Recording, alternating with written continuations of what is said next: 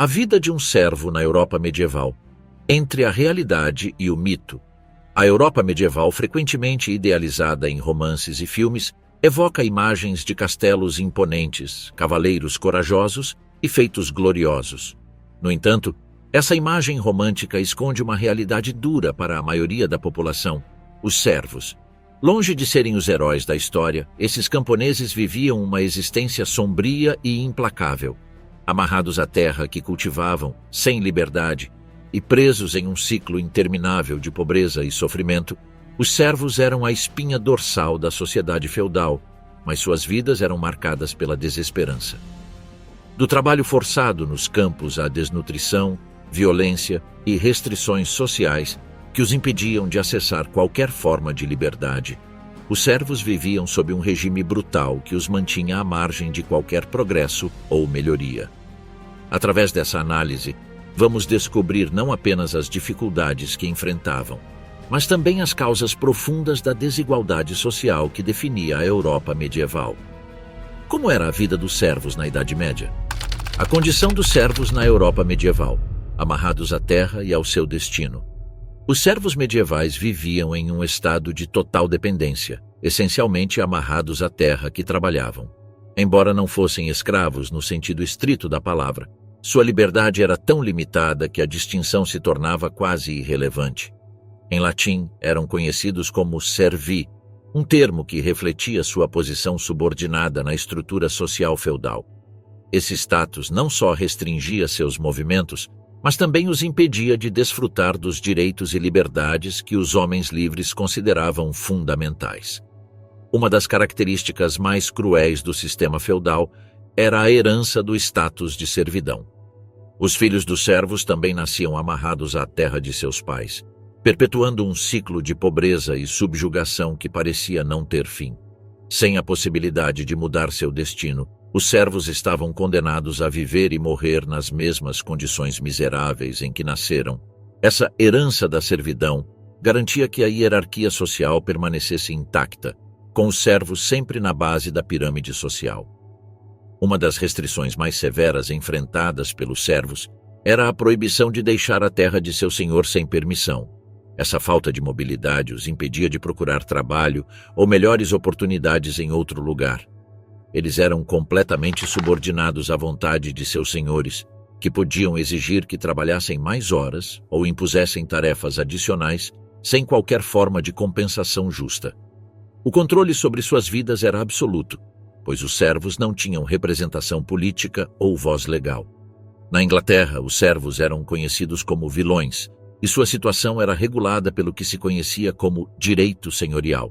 Sob esse sistema, os senhores feudais exerciam quase poder absoluto sobre seus servos, impondo uma série de obrigações que não podiam ser evitadas. O historiador medieval William de Malmesbury, que descreveu as condições de vida dos servos, destacou como esses homens e mulheres estavam amarrados às suas terras e obrigações, sem possibilidade de fuga, mesmo em tempos de grande necessidade. Em tempos de colheitas ruins ou fome, os servos continuavam responsáveis por cumprir as exigências de seus senhores, tornando sua existência ainda mais insuportável. Trabalho forçado no feudalismo, o sistema de corveia e seu impacto nos servos medievais. A vida dos servos na Idade Média era uma rotina de trabalho incessante, e uma das características principais que definiam essa existência era a corveia, o trabalho forçado que tinham de realizar para seus senhores feudais. Esse sistema obrigava os servos a dedicar uma parte significativa de seu tempo ao trabalho nas terras do senhor, deixando muito pouco tempo para atender às suas próprias necessidades ou cultivar terras para sua subsistência. A corveia não só era exaustiva, mas também usada como uma ferramenta de controle que mantinha os servos em constante dependência de seu senhor e do sistema feudal. Os servos não tinham escolha senão cumprir as exigências de trabalho impostas pelo sistema feudal. Em muitos casos, esse trabalho não se limitava ao trabalho agrícola, como semear e colher os campos, mas também incluía tarefas como construção e manutenção de infraestrutura. A corveia obrigava os servos a construir estradas, pontes, castelos e fortificações, elementos essenciais para manter o poder feudal, mas que não ofereciam nenhum benefício pessoal aos servos. A constante demanda por trabalho para esses projetos deixava os servos com pouco tempo para desenvolver suas próprias terras, perpetuando sua pobreza e mantendo-os presos em um ciclo de exploração. Um dos documentos mais reveladores sobre a estrutura do trabalho forçado na Idade Média é o Domesday Book, um censo ordenado pelo rei Guilherme, o Conquistador, em 1806. Este livro detalha as obrigações dos servos e suas contribuições para o trabalho agrícola, bem como outras atividades que favoreciam os interesses dos senhores feudais. Através deste documento, podemos ver como os servos eram obrigados a trabalhar não só nos campos de seus senhores, mas também realizar reparos ou tarefas de construção pública, trabalhos que não lhes traziam benefícios diretos. Em muitos casos, o trabalho que realizavam não só os deixava exaustos, mas também os impedia de obter até mesmo as necessidades básicas para sua própria sobrevivência. O sistema de corvéia teve não só um impacto na vida cotidiana dos servos, mas também os mantinha sob constante ameaça. Qualquer tentativa de falhar no cumprimento das obrigações trabalhistas podia resultar em severas punições. Os senhores feudais tinham o poder de impor multas, espancamentos ou até mesmo prisão àqueles que não cumprissem as demandas de trabalho. Essa estrutura punitiva garantia que os servos permanecessem em seu lugar, subordinados à vontade de seus senhores, sem nenhuma esperança de melhoria. O trabalho forçado foi uma das principais maneiras pelas quais os senhores feudais consolidaram seu poder. Ao exigir que os servos trabalhassem de graça e sob coação, os proprietários de terras mantinham um controle absoluto sobre os recursos e as pessoas dentro de seus domínios. Enquanto os servos realizavam tarefas como arar, colher e construir infraestrutura, os senhores aumentavam sua riqueza e asseguravam sua posição na hierarquia feudal, sem se preocupar com salários ou condições de trabalho. Dessa forma, o trabalho forçado ajudava a reforçar as profundas desigualdades que caracterizavam o sistema feudal. Além disso, as cargas de trabalho eram tão severas que não só afetavam a saúde física dos servos, mas também os impediam de alcançar qualquer prosperidade ou estabilidade. O tempo que passavam trabalhando para seus senhores era tão extenso que mal conseguiam cuidar de seus próprios campos para sustentar suas famílias. Muitas vezes a produção pessoal era mínima e as condições de vida permaneciam em um estado constante de privação. Em alguns casos, servos que acumulavam riqueza ou melhoravam sua situação através de esforço pessoal viam-se novamente presos no sistema, pois seu status legal não mudava. Esse sistema de trabalho forçado também foi essencial para manter a estrutura de poder que existia entre as diferentes classes sociais na sociedade medieval. Enquanto os senhores feudais desfrutavam de luxo e riqueza, os servos, frequentemente condenados ao trabalho incessante e a condições de vida deploráveis, representavam o degrau mais baixo da hierarquia social. O ciclo de trabalho, pobreza e opressão era perpetuado de geração em geração, sem uma maneira clara de saída ou possibilidade de ascensão social. Pobreza extrema e desnutrição. A realidade dos servos medievais. A vida dos servos medievais era caracterizada por extrema pobreza, um ciclo constante de privação que afetava todos os aspectos de sua existência. Embora fossem responsáveis pelo trabalho agrícola que sustentava toda a sociedade feudal, a terra destinada a eles para cultivo era frequentemente insuficiente, de baixa qualidade e, em muitos casos, totalmente incapaz de produzir o necessário para alimentar suas famílias. Esse sistema de agricultura de subsistência significava que os servos só podiam cultivar o estritamente necessário para sobreviver, sem espaço para prosperidade ou economias. A quantidade de terra que os servos podiam dedicar às suas próprias colheitas variava muito dependendo da riqueza de seu senhor e dos costumes locais, mas a tendência geral era que a maior parte das terras férteis permanecesse sob o controle dos proprietários de terras, deixando aos servos porções mínimas de terra que eram de baixa produtividade. Isso significava que os servos tinham que passar horas intermináveis trabalhando nos campos de seu senhor, mal tendo tempo ou recursos para trabalhar em sua própria parcela, que na maioria dos casos só produzia o suficiente para sobreviver de dia para dia. A qualidade da terra também era um fator limitante. Frequentemente, os servos eram forçados a cultivar em solos empobrecidos, erodidos por gerações de exploração implacável. Como resultado, seus rendimentos de colheita eram baixos e a nutrição insuficiente, contribuindo para a prevalência de desnutrição crônica entre a população rural. Colheitas ruins ou condições climáticas adversas podiam levar à fome, deixando os servos ainda mais vulneráveis a doenças e morte precoce. A dieta dos servos era básica e carecia de nutrientes essenciais. O pão, feito principalmente de cevada ou centeio, formava a base de sua dieta, às vezes acompanhado por vegetais de raiz, como nabos, cenouras e repolho. No entanto, o acesso a esses alimentos era limitado e muitos servos passavam fome durante grande parte do ano. A carne, que nas sociedades feudais era um luxo reservado para os senhores e a nobreza, raramente fazia parte da dieta diária dos servos. Ocasionalmente, se os servos conseguissem caçar ou pescar, poderiam adicionar alguma proteína à sua alimentação, mas isso era mais a exceção do que a regra.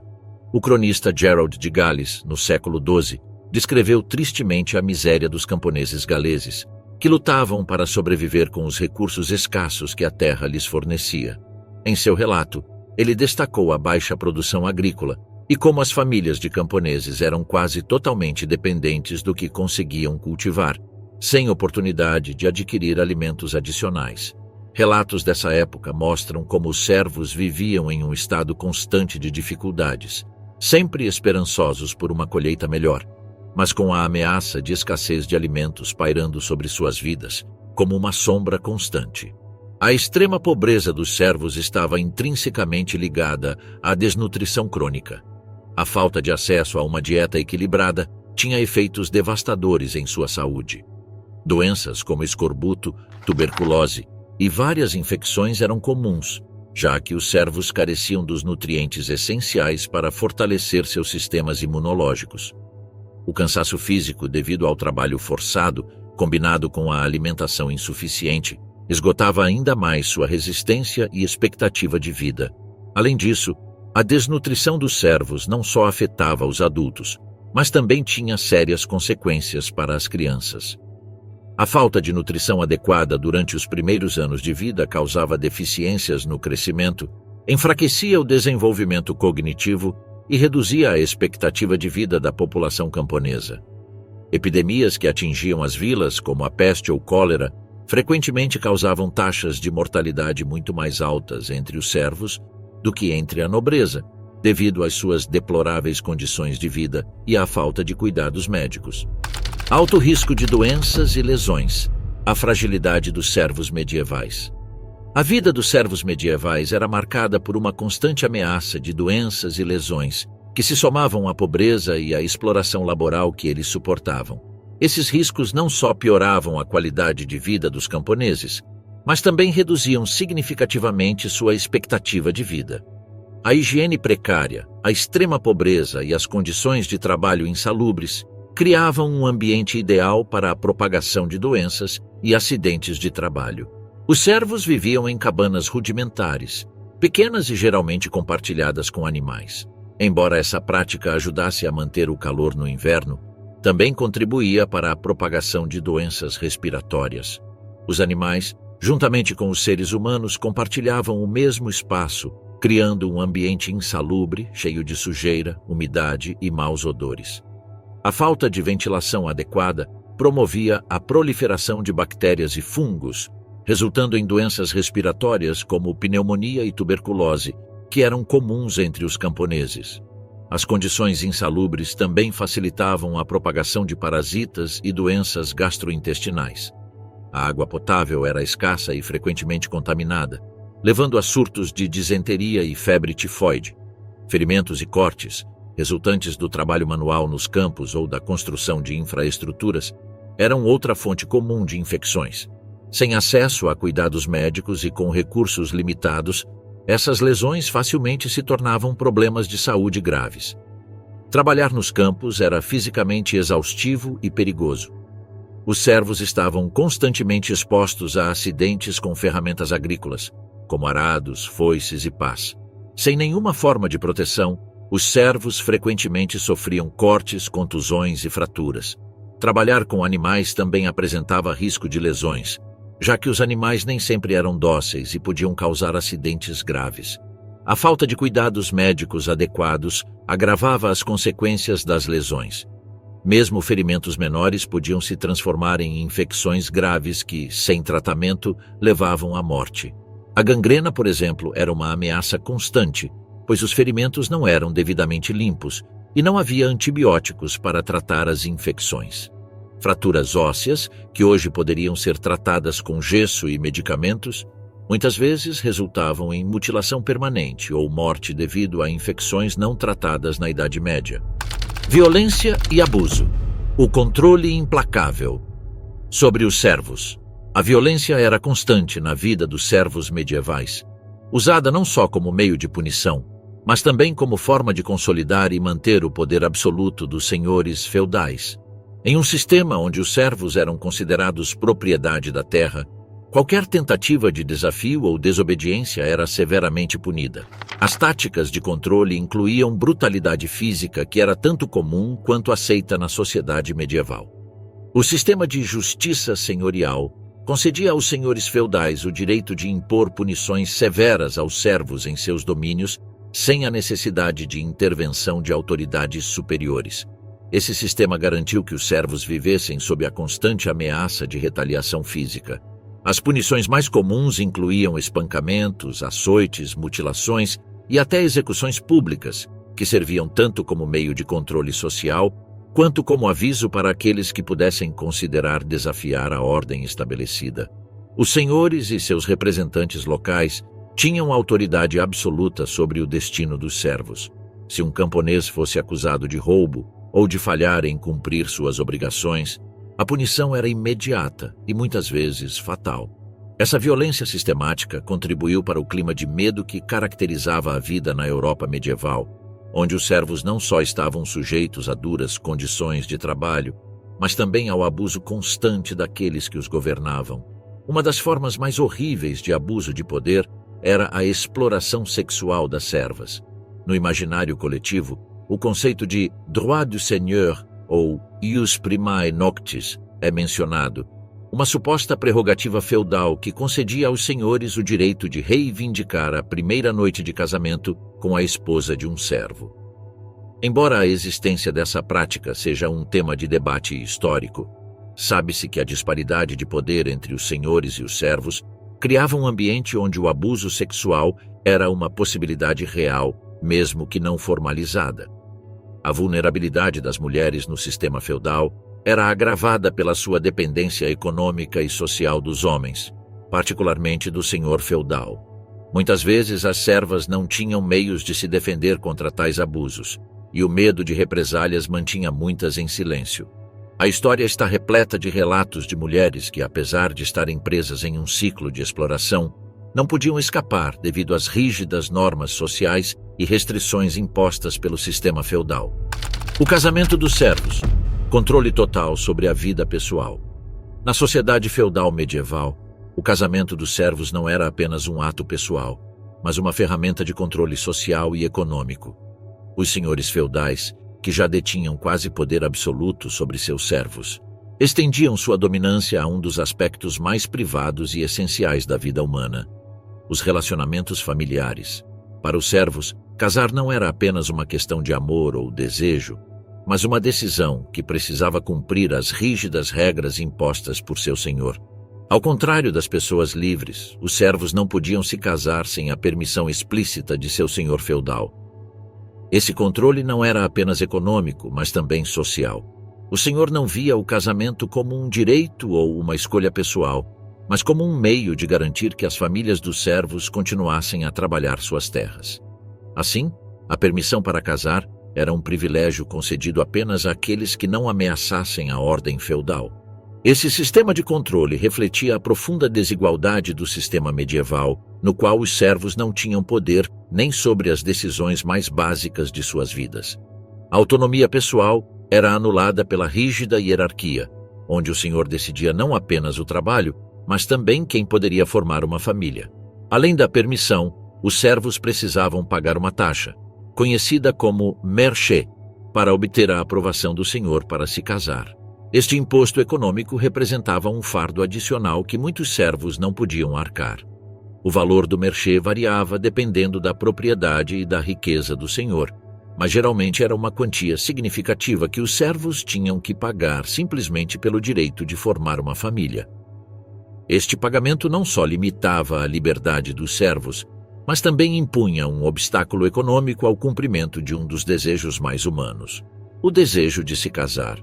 O merchê não era apenas uma barreira econômica, mas também outra manifestação da subordinação dos servos, pois eles tinham que prestar contas ao Senhor em todos os aspectos de suas vidas, até nos mais íntimos. Casar não significava apenas formar uma família, mas também submeter-se a um sistema que exigia pagamento para fazer algo tão básico como viver com um parceiro. O sistema feudal não via o casamento dos servos como uma questão de direitos individuais, mas como uma extensão do controle do Senhor sobre sua terra e seu povo. Os casamentos eram regulados não só para garantir a presença contínua de mão de obra nas terras, mas também para evitar que os servos se movessem ou formassem redes de apoio mútuo que pudessem enfraquecer a estrutura de poder do Senhor. Em alguns casos, os senhores impunham restrições sobre quem os servos poderiam se casar. Uniões entre servos de propriedades ou senhores diferentes poderiam ser proibidas ou severamente regulamentadas, garantindo que as famílias dos servos permanecessem dentro dos limites da propriedade do senhor. Dessa forma, o senhor mantinha controle não apenas sobre a terra, mas também sobre a estrutura social que dependia da organização e do trabalho das famílias. Guerreiros por obrigação, o papel militar dos servos medievais. Na Idade Média, os servos não apenas trabalhavam na terra. Quando seus senhores exigiam, eles se tornavam soldados. Essa obrigação fazia parte das condições impostas pelo sistema feudal. Embora não fossem guerreiros ou cavaleiros treinados, os servos eram esperados para lutar em tempos de guerra, seja para defender suas terras, seja para participar de campanhas militares mais amplas. O serviço militar dos servos era uma extensão de sua relação com o senhor feudal. Em troca da proteção de seu senhor, os servos tinham que oferecer seu trabalho em tempos de conflito. Em vez de serem soldados profissionais, os servos eram recrutados como infantaria, muitas vezes sem equipamento ou treinamento adequados. Armados com ferramentas de trabalho adaptadas para o combate, como pás ou machados, eles lutavam nas linhas de frente, enfrentando riscos mortais em batalhas sem qualquer preparação formal. Durante as cruzadas, muitos servos foram forçados a marchar para a Terra Santa. Nesse caso, o serviço militar não envolvia apenas defender as terras locais, mas também participar de uma guerra religiosa distante. Os servos, embora sem opções reais, se uniram aos seus senhores em uma luta que afetava não apenas seus feudos, mas toda a Europa. As cruzadas envolviam longas jornadas, condições extremas e taxas de mortalidade extremamente altas, com os servos não recebendo benefícios ou recompensas diretas. Os servos que sobreviviam às batalhas retornavam aos seus feudos exaustos e muitas vezes mutilados. A guerra, longe de ser uma oportunidade para melhorar sua situação, agravava seu sofrimento.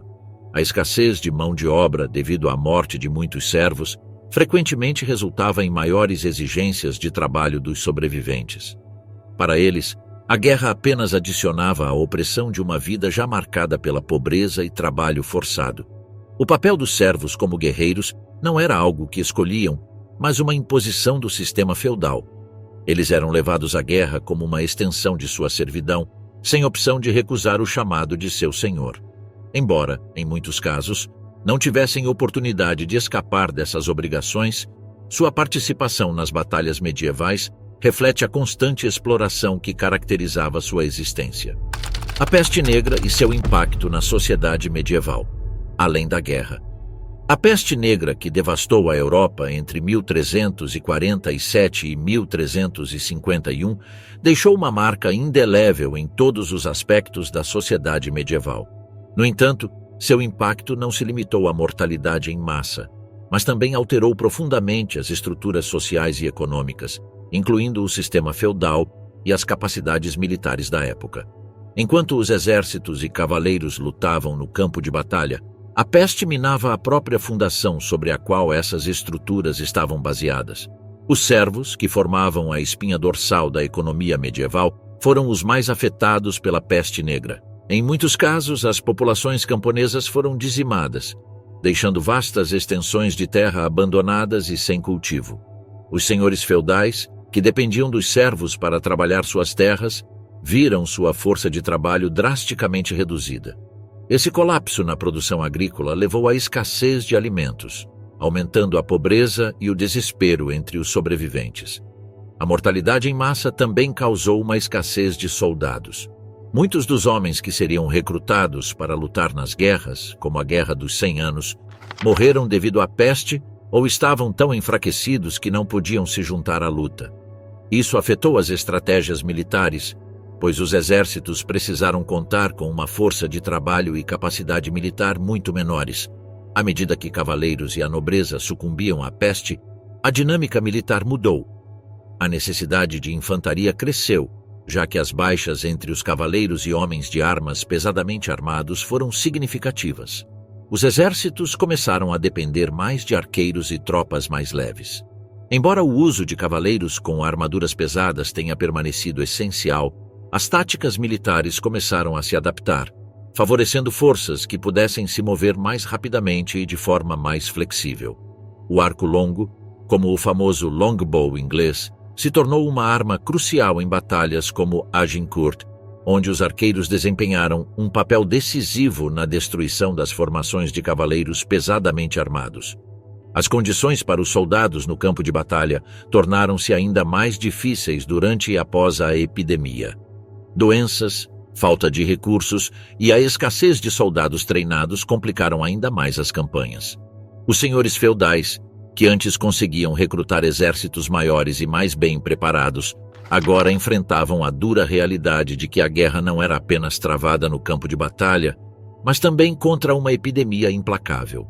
Muitos soldados, especialmente os da infantaria, lutavam não só contra exércitos rivais, mas também contra doenças e desnutrição. Apesar desses desafios, o sistema feudal encontrou maneiras de se adaptar. O declínio populacional forçou os senhores a oferecer condições melhores para os servos sobreviventes, a fim de garantir que a produção agrícola e a força de trabalho fossem mantidas. Os servos, por sua vez, aproveitaram essa oportunidade para negociar melhores termos e, em alguns casos, até escapar da servidão. Na esfera militar, mudanças nas estratégias e equipamentos refletiram a evolução das táticas, já que a nobreza foi forçada a reconsiderar o uso de cavaleiros pesados e armamentos caros. A guerra tornou-se mais acessível para os homens comuns, que, embora não treinados como cavaleiros, agora podiam participar com ferramentas mais acessíveis e letais. A rebelião dos camponeses, o grito de desespero contra o feudalismo. A rebelião dos camponeses de 1381, também conhecida como a rebelião de Wat Tyler, foi um levante que marcou um ponto de virada na história medieval da Inglaterra, refletindo o profundo descontentamento dos servos e camponeses com o sistema feudal opressor. Essa rebelião não surgiu do nada, mas foi resultado de uma série de fatores interligados, com a devastação causada pela peste negra de 1348-1350, sendo um dos catalisadores mais significativos. A peste dizimou a população, matando cerca de metade da população inglesa, o que resultou em uma escassez de mão de obra sem precedentes. Os poucos sobreviventes começaram a negociar melhores condições de trabalho e salários, desafiando a ordem estabelecida.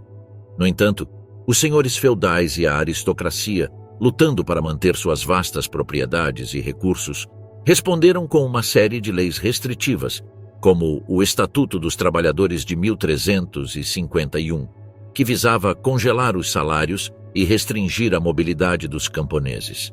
Além disso, o governo de Ricardo II impôs pesados impostos às classes mais baixas, como o imposto sobre as pessoas, poll tax, o que aumentou ainda mais o fardo sobre a população já empobrecida. Essa combinação de medidas econômicas e políticas, juntamente com a violência sistemática e a exploração feudal, transbordou a paciência dos camponeses. A revolução começou como um levante local em Essex, mas rapidamente se espalhou, com milhares de camponeses marchando em direção a Londres em busca de justiça. Wat Tyler, um líder carismático, emergiu como símbolo de resistência contra o sistema feudal e a nobreza. O exército rebelde não era movido apenas pela fome e pelo sofrimento, mas também por um desejo de igualdade social e pela abolição das restrições feudais. Os camponeses, armados com armas rudimentares, tomaram Londres, dominando a cidade e confrontando as forças reais. Essa insurreição foi uma declaração clara de que o sistema feudal, com sua estrutura hierárquica de opressão, já não era mais sustentável. Uma vez em Londres, os rebeldes exigiram reformas imediatas e radicais. Ricardo II, um jovem monarca de apenas 14 anos, foi forçado a confrontar os insurgentes. Em uma reunião tensa na Praça Smithfield, o rei concordou com algumas das demandas dos camponeses, como a abolição de impostos injustos e a remoção de certas leis feudais. No entanto, a situação mudou rapidamente quando Wat Tyler foi morto por um conselheiro real durante as negociações. Esse evento marcou o fim da rebelião, pois a liderança rebelde entrou em colapso com a morte de seu líder, e a falta de coesão permitiu que os seguidores do rei esmagassem o levante com uma repressão brutal. Apesar da repressão brutal, com milhares de camponeses executados e muitas das concessões prometidas pelo rei sendo revogadas, a rebelião dos camponeses deixou uma marca indelével na história da Inglaterra. O levante demonstrou que a sociedade feudal não poderia mais ser sustentada como fora por séculos. Os senhores, embora tenham conseguido suprimir a rebelião, perceberam que o sistema estava em declínio. A combinação de doenças, levantes sociais e mudanças econômicas impulsionou a transição de uma economia feudal para uma mais focada no mercado de trabalho livre, onde o trabalho assalariado substituía o trabalho forçado dos servos. Além disso, a rebelião de 1381 foi uma das primeiras indicações de consciência de classe na Inglaterra. Embora o levante tenha sido esmagado, ele estabeleceu as bases para futuros movimentos sociais e trabalhistas, que mais tarde se manifestariam em movimentos como os Lollards e as revoltas dos séculos XV e XVI. Ela também ressaltou o declínio do feudalismo, um sistema que já não conseguia se adaptar às mudanças sociais, demográficas e econômicas trazidas pela peste e pela crescente concentração de poder nas mãos dos monarcas. A vida dos servos na Europa medieval era marcada pela opressão, pobreza e pela falta de liberdade. Atados à terra, submetidos ao trabalho forçado e sem direitos, viviam em um ciclo interminável de sofrimento. Apesar da dura realidade, os servos foram a base da economia feudal, sustentando um sistema que os mantinha à margem da sociedade. Embora suas condições de vida fossem implacáveis, sua história reflete uma constante resistência contra a injustiça e a desigualdade, nos ensinando lições sobre a luta pela dignidade humana e pela mudança social.